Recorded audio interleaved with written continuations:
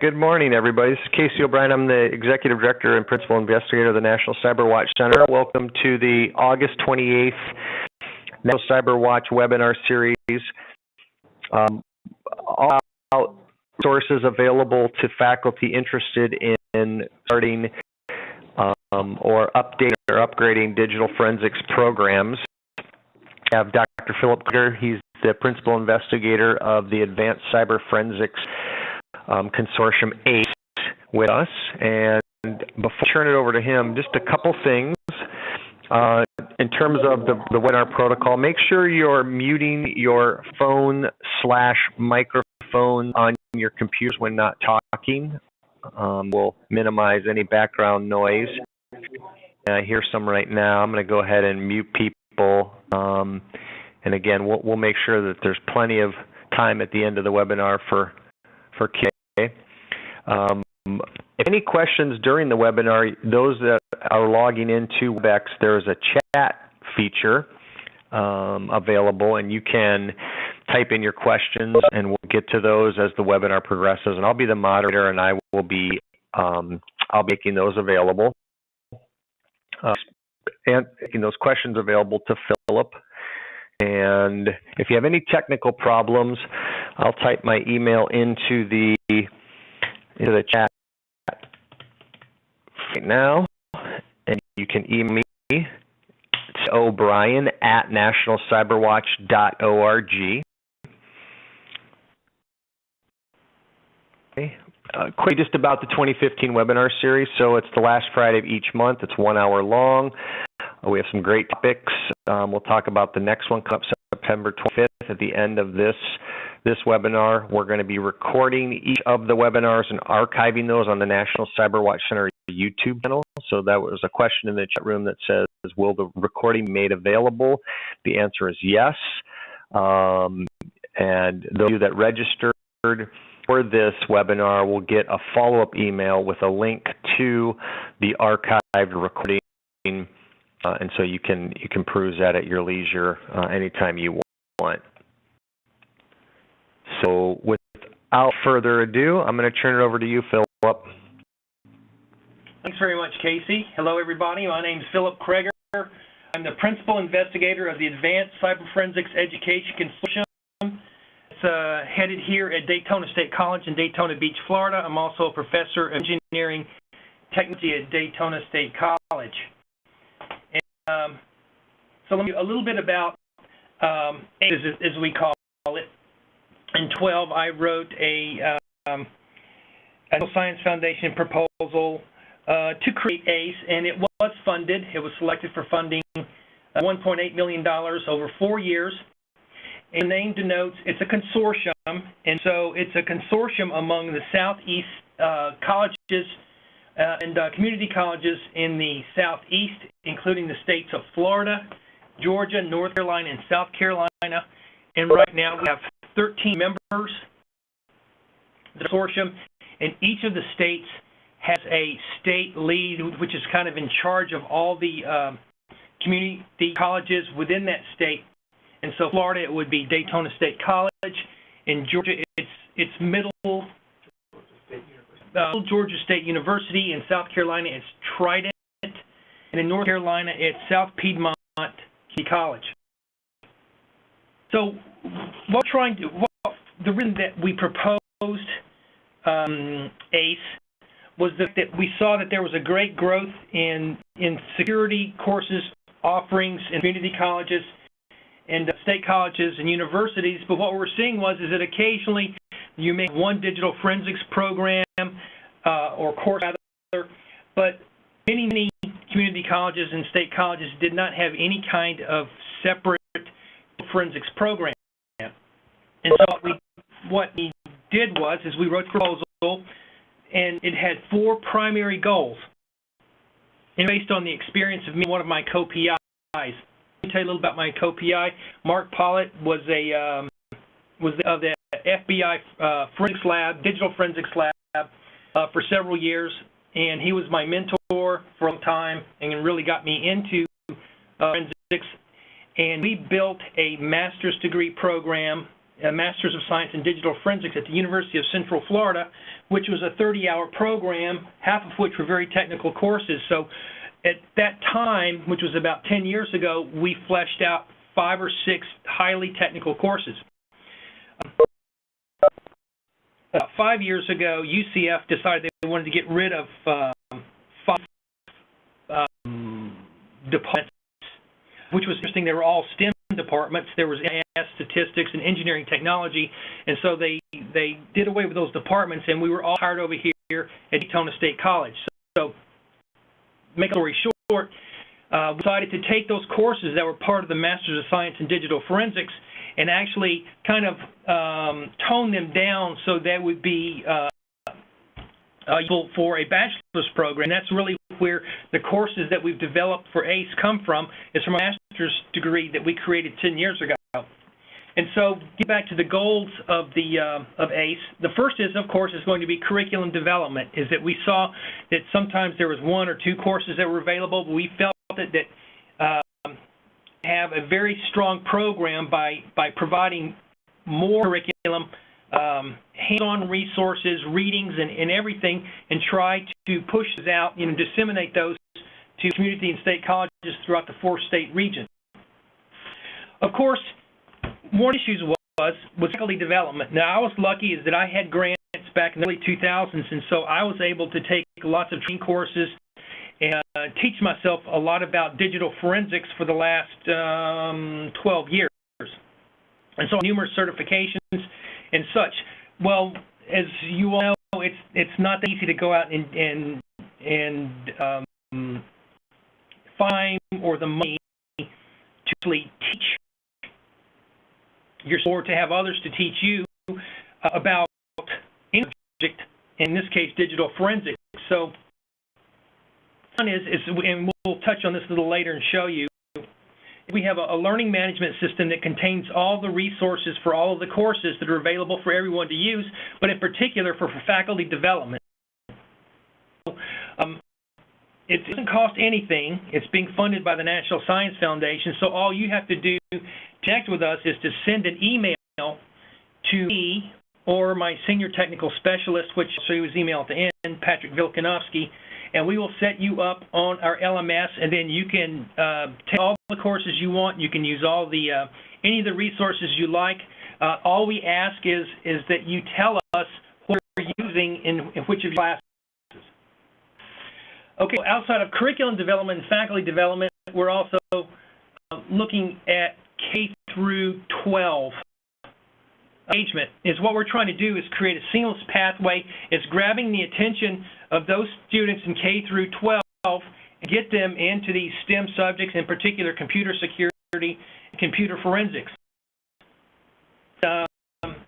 We have we're at the end of the life cycle, kind of, workforce professional development. What we're seeing is that a lot of professionals are out there, they've got a lot of security background, they've taken courses in security, but they haven't had anything in cyber forensics, and so some of these forensics issues are rearing ugly heads, and they're wanting to come back in and take a course or two, or get a certificate in cyber forensics. So that's one of the things we've done here in Florida, is we've created cybersecurity and cyber forensics certificate that consists of 6 courses, and it's going gangbusters. There's lots of people, not only new students coming in wanting to get the certificate, but also professionals wanting to come back and get the certificate as well. Now on the screen, he's got up. I said we've got 5 full courses.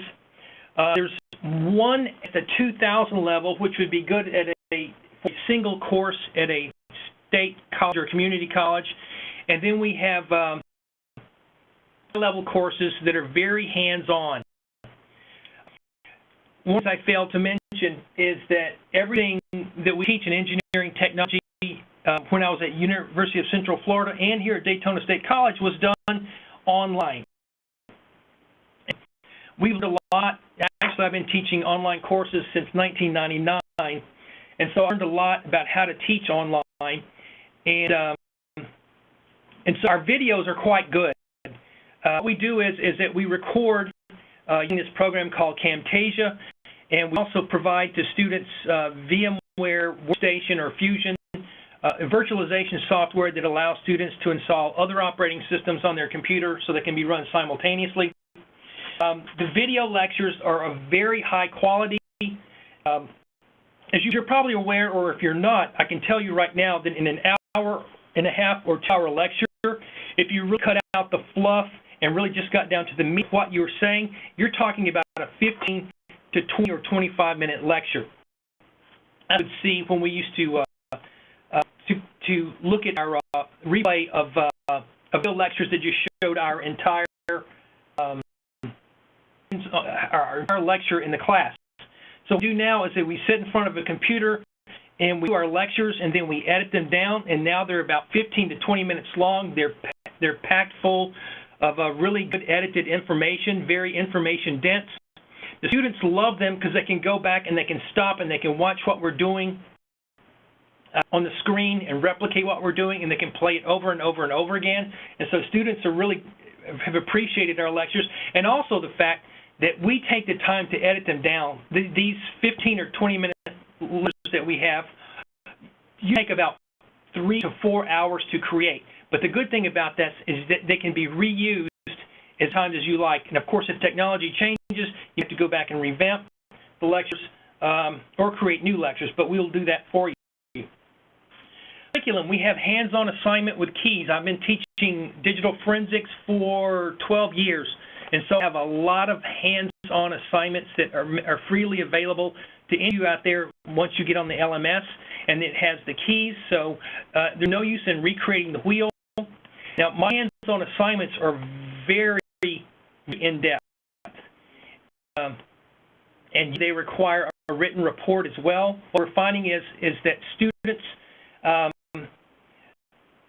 the technical programs are very good technically, but they have no clue about how to communicate. And so what we're doing in our technical courses is having them do the technical stuff, but also to reports just like they would in treating their reports as if they were doing this for a job. And it's working really well. Quizzes with keys. These are coming from several places.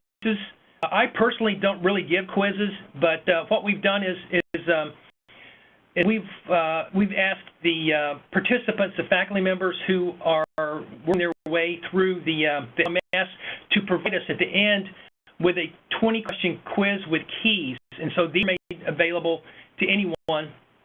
For this, again, you don't have to go back and reinvent the wheel.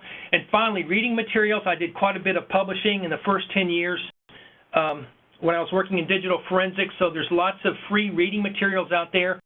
What we try to do for our students is try to limit the number of required textbooks that are required, because there's so information out there to try to cut the students some slack in that respect.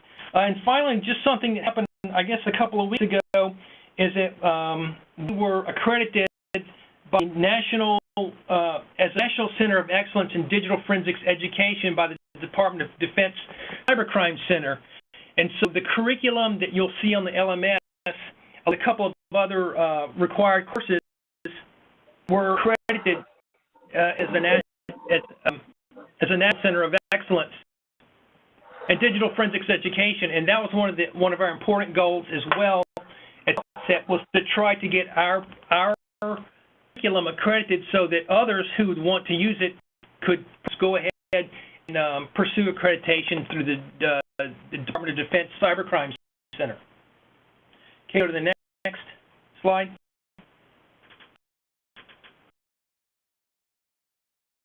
I talked a little bit about curriculum development, faculty development. We have 94 faculty members signed up through the LMS, and I think that covers about 25 states throughout the union. In order to provide some incentive for faculty members to take these courses, we were offering a stipend. In order to receive that stipend, you had to be from a community college in the states of Florida, Georgia, North Carolina, and South Carolina, and your institution had to sign a contract indicating that once a faculty member started taking the courses, that the digital forensics courses would be offered. So we're stuck at that point right now in not adding any more contracts to our program because we're in our last year of funding. So as I said, for the faculty development, we have four. The first one says Linux administration, and the reason we're required to learn Linux is, if you know anything about security and forensics, is that there's a ton of free open source tools that are available, particularly with forensics. Commercial forensics tools, expensive. EnCase and the forensics toolkit are $3,000, and then training for those is $2,000 or $3,000. And you know, the upkeep on those, I think it's like $1,000 or $1,500 a year for the dollar. So it becomes prohibitive very quickly to keep up with the commercial tools. So what we do is that we use the free and open source tools in Linux. But in order to do that, you have to understand how it works. You for there who've looked at any of the forensics books, you'll notice that a lot of the tools that have been used, you know, throughout the last 10 or 15 years have been Linux-based. And so there we start. Another reason is, too, is that by using Linux, we're forcing students to take a very low-level, detailed look at the file system and operating systems.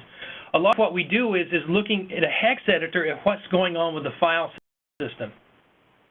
Really, the best way to start out is showing students what the stuff looks like at a very detailed and low level, then move up in a little hierarchy of access to the final point where maybe at the end of a course they might be able to use the tool. But once they start using that tool and start clicking the buttons, they know what's going on behind button clicks. If it says, show me a JPEG, you know exactly what that means at a low-level physical detail. We also have the Introduction to Digital Forensics, which is a typical course that you would find as a first course at state or community college. And then we have an advanced course which goes in much more detail over, for example, file systems. I think we have malware analysis. What's in that? Else is in that course? Intro, advanced, law, yes. data carving. Sorry, students and helpers here, because well, all are available again. So for each of these classes, there's going to be dozens and dozens of video lectures available, as well as the quizzes, the keys and the readings, and so on. This is available to any faculty members. All you have to do is email me or Patrick, and we will create access for you to the LMS. And the only reason we're doing that is so that we can report back numbers to the National Science Foundation. The National Science Foundation gives us money, but they want to see if they're getting a bang for their buck. So we need to tell them how many people are accessing it and how they're using the materials. Casey, next slide.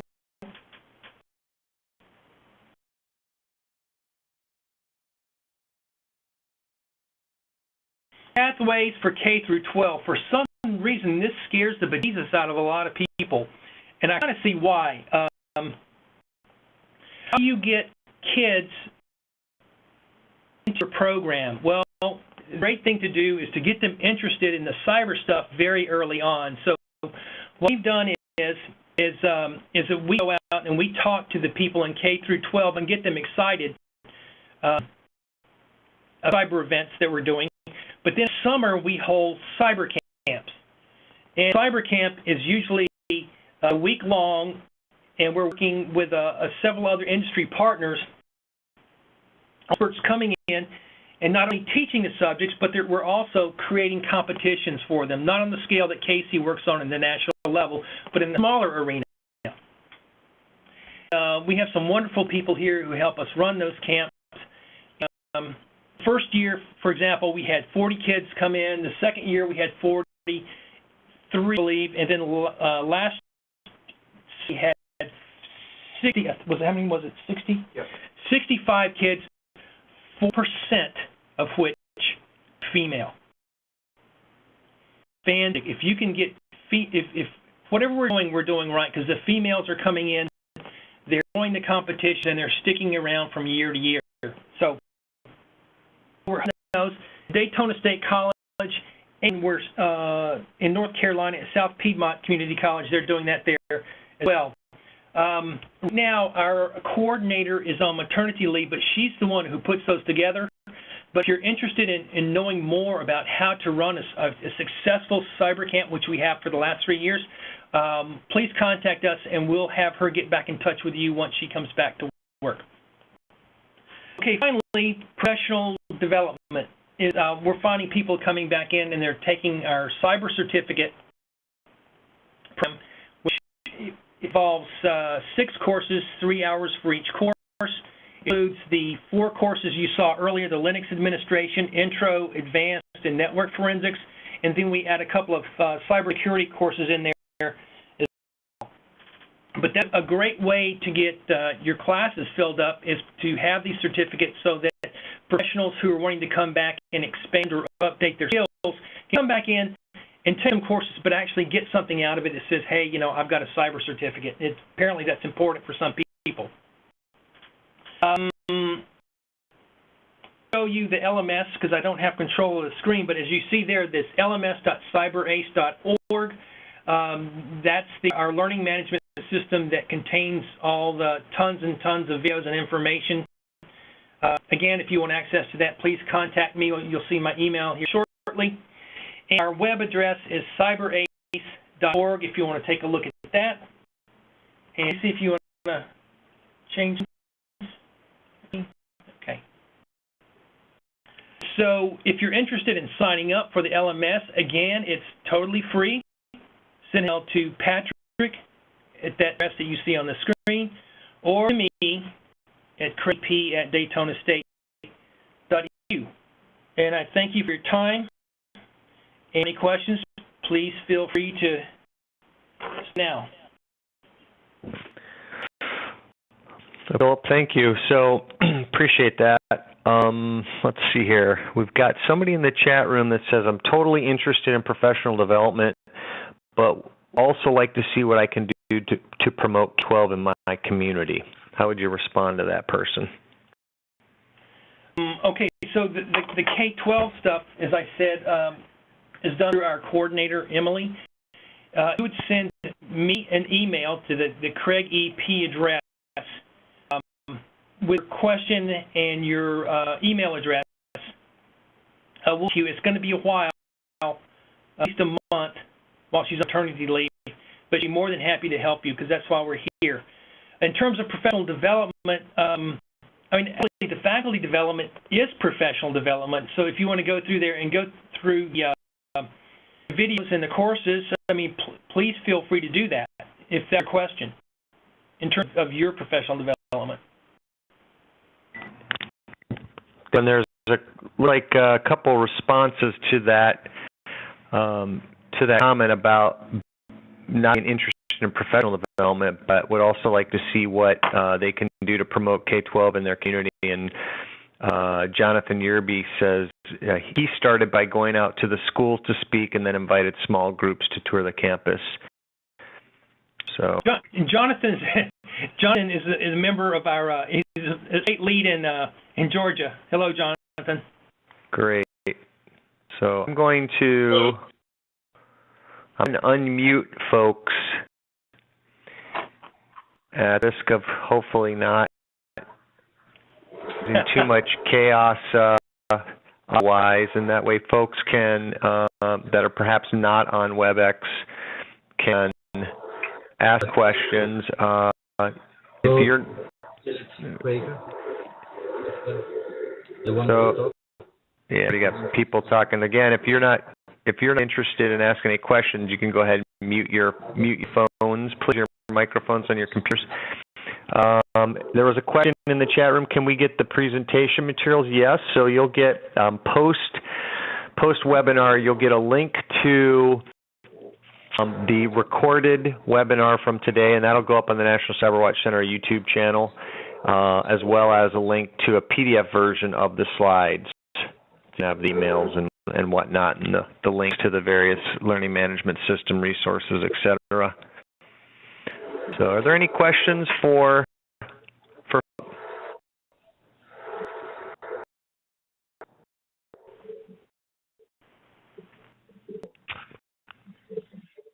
this could be a record for the shortest Really? yeah, you got the record. Congratulations. I don't know if I don't think that's good. No, you were so succinct. So okay, not 99 questions. Just a couple things before we wrap up. So next National CyberWatch Center webinar is September 25th, 11 a.m. Eastern Time. Again, the webinars are the last Friday of each month. They start at 11 Eastern Time. We record them, we archive them, we make them available. You go to National CyberWatch.org, and there's an events link. Let me just pull that up real quick at the risk of not being able to talk and do this at the same time. So nationalcyberwatch.org, there's events link in the top right. Excuse me, and under that link are various upcoming events, including all of the webinar series. So you can CyberWatch West right here, that'll be next. So we're going to have representatives from CyberWatch West, headquartered at Whatcom Community College in Bellingham, Washington, talking about the various resources they have available, and you can sign up for that. You can also use an RSS reader feed of your choice to have these events come to you without having to go to our website. So I encourage you to do that. Let me go back to my slides here. And that'll be September 25th. There is, if folks wouldn't mind, I'm going to post a URL in the chat room. Just a short survey, takes you all of about 94 seconds to complete. Use that information to help us plan for the 2016 web series. So if there's topics you're interested in, we're happy to accommodate those as best we can. So let's see. I think there is another question, Philip, before we wrap up here. We have no forensics program. Could we count on your help and guidance? Absolutely. Absolutely. And the whole idea behind setting up the LMS was that each of the courses could be considered a course in a box. Is that you could take the course, you would have my lectures, you have my assignments, you would have my keys, you would have my quizzes with the keys, reading material, so it wouldn't take you a year or 2 or 3 to create your own course. So you could feel free to do that, and then once you start creating your own resources, you could start working those in. But using our resources is a great way to bootstrap a program without having to wait a year or 2 or 3. Thank you, Philip. And there's another question. Do you provide virtual machines so a college can set up a lab locally for students? Yeah, some virtual machines that we've populated with stuff. For example, for our forensics course, over about a week period of time, we hacked a server and we suspended it, and then that's part of an assignment for incident response. But yeah, we do have that. Good. And we'll point out, too, National CyberWatch Center worked with some folks from the Colloquium for Information Security Education, CISI, and Microsoft to come up with a license agreement, really a virtual machine sharing agreement that allows educational institutions to share Microsoft VMs as long as institutions have a DreamSpark license. And so Lance, who asked the question, and for those that are interested in that, you go to, I'm going to post it in the URL in the chat window. Get it real quick. The site you can go to is CASSIA, CSSIA.org for System Security and Information Assurance. Under their Resources tab, they've got towards the bottom a image sharing agreement.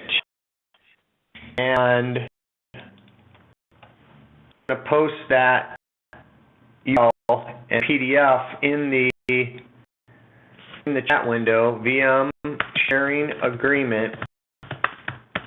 This is one way in which institutions can share VMs, specifically Microsoft virtual machines, directly with each other. If you have any questions, you can contact me. I'll put my contact information up again, and I'm happy to help kind of facilitate that on behalf of, working with and whatnot. Other questions here? Let's see. So, question for you: provide virtual machines so a college can set up a lab locally for students. Does this include ethical hacking materials? No. National CyberWatch Center has some of those materials available, Mike. I posted my email address in the chat. And also bring it up here again, cobrian@nationalcyberwatch.org can help you get your hands on some of those materials. The college, Jonathan was following up to the VMware question. The college can subscribe to VMware for about $250 per year or use free options like VirtualBox. Yep, I think the question specifically, though, was the VMs themselves. What assistant can I get to spin up a red-blue team competition in my organization?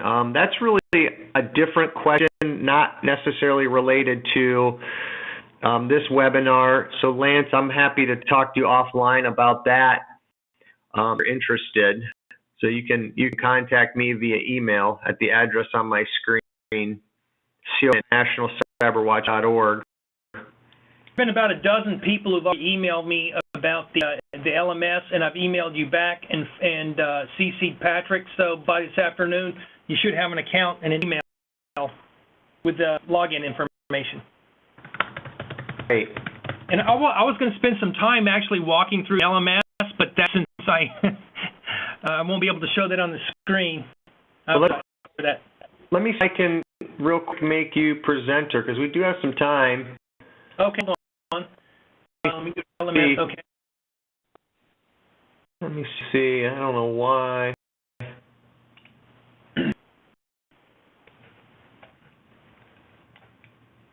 I put the baton to you, Phillip. See if you can share your screen. Where's Top share screen, file, edit, share.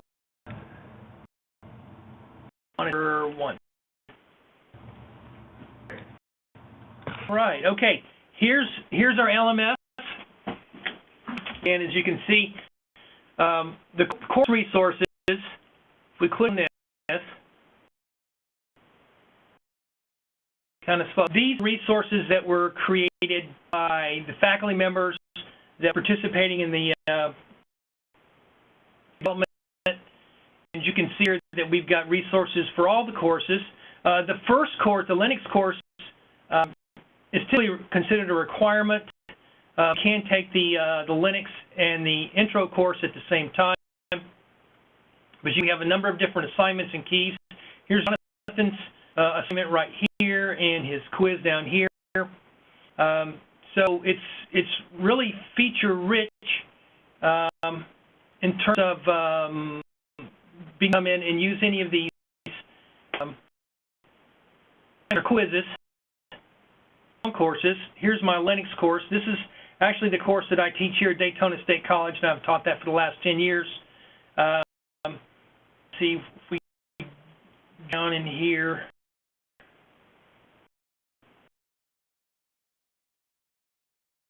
Pretty much each module looks something like this.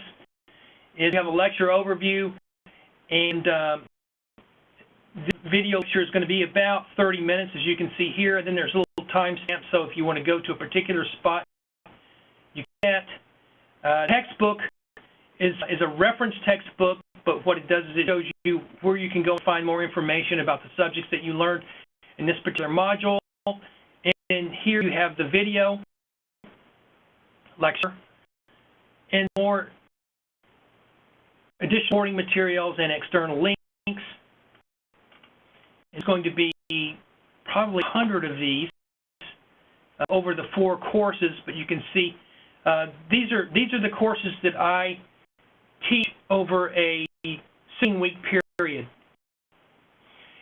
Once you get signed up in the LMS, you can come in and start working through these anytime you want. There's no limit on how long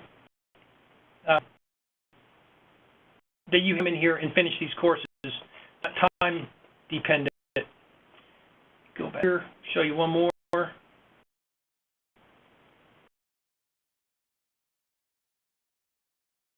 Network forensics isn't showing up. Oh, the network forensics will be showing up shortly. Okay, so again, here's advanced forensics.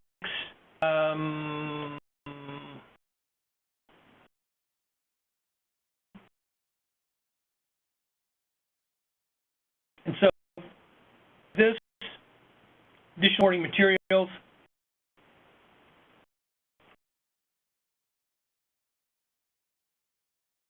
And here's their full FTP.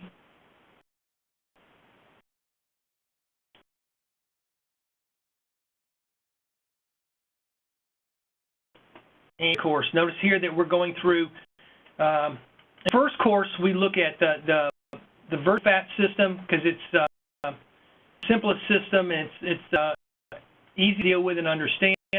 Of course, that's not much.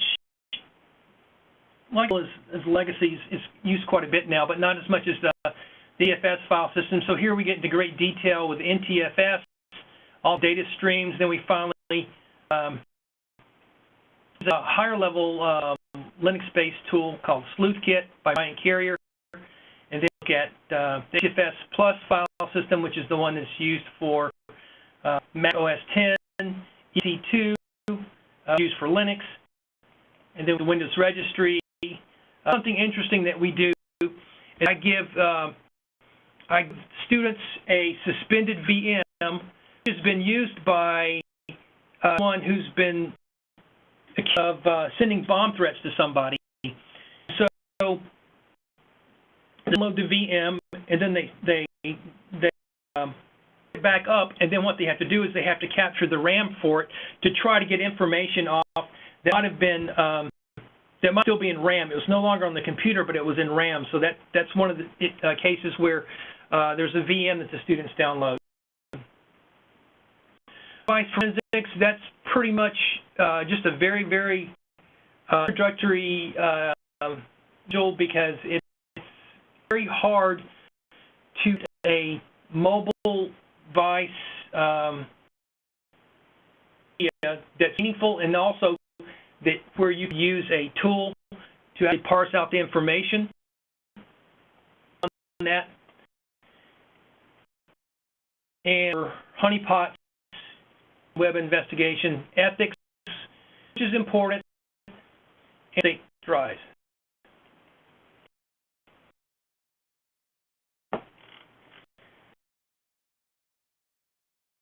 Is asking something.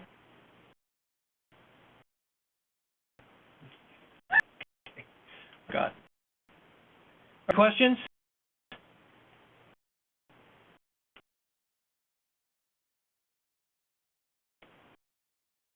Hello? Area. Okay. So thanks for showing that learning management system. Any questions from the group for the good of the group?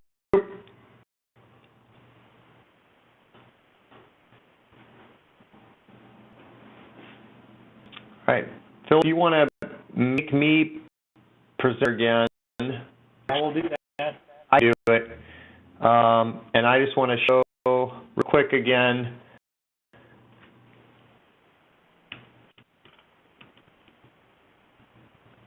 There's a URL in the chat room to complete survey, and our next webinar is September 25th.